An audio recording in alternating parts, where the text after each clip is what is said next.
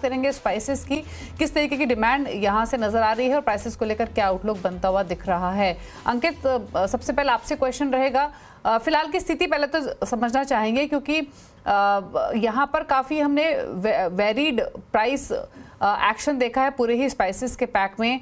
जीरे में थोड़ी तेजी देखने को मिल रही है, हल्दी में प्रेशर है, बीच में हमने हल्दी में सर्ज भी आते हुए देखा था क्रॉप डैमेज की खबरों के बीच में।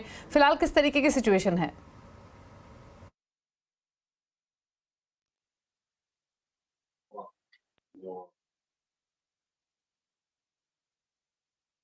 अंकित, क्या आप सुन पा रहे हैं?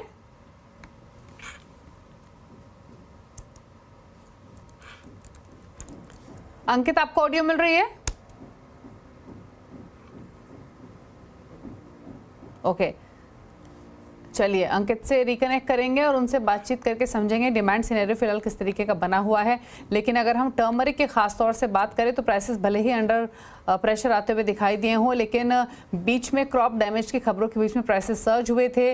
नांदेड़, हिंगोली स्पेशली जो रीजन है मेन स्विंग रीजन, वहाँ पर बेमौसम बारिश की वजह से फसलों को ख़राब होने के कारण थोड़ी चिंता बनी थी, जिसके बाद प्राइसेस थोड़ा ऊपर गए थे। लेकिन वापस से 3 दिनों में अगर आप देखेंगे स्पेशली तो प्राइसेस थोड़ा सा नीचे आए हैं।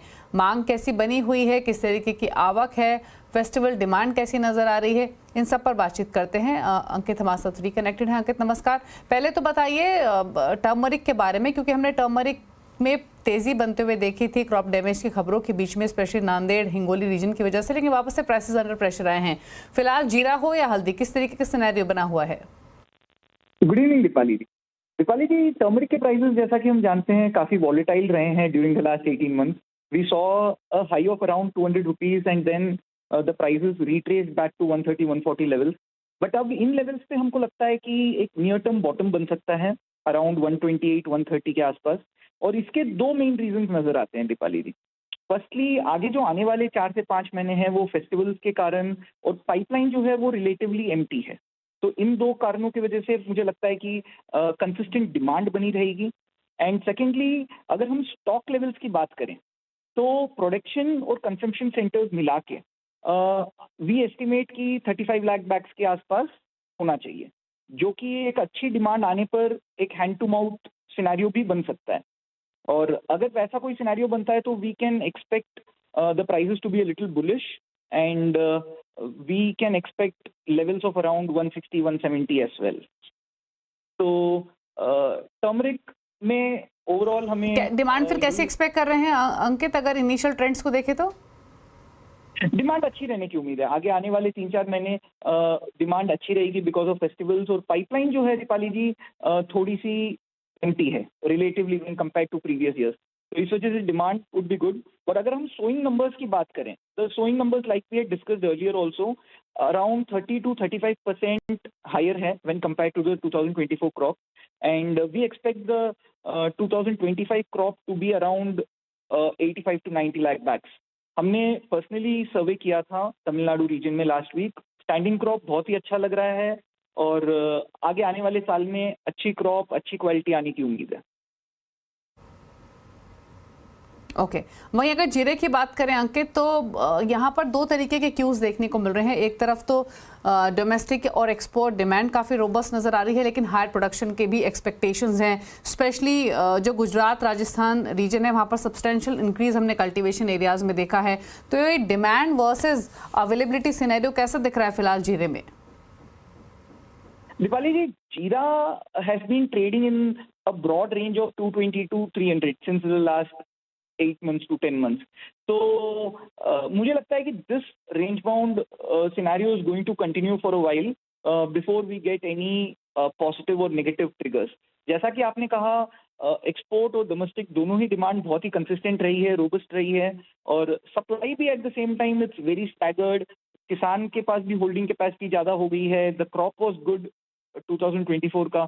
तो we expect the prices to consolidate in the range of 240-280 before we get any new triggers and we expect a breakout from these levels. So largely हमें लगता है कि the prices should be overall वैसे overall जीरा production लग कैसा रहा है? Jeera production has been good.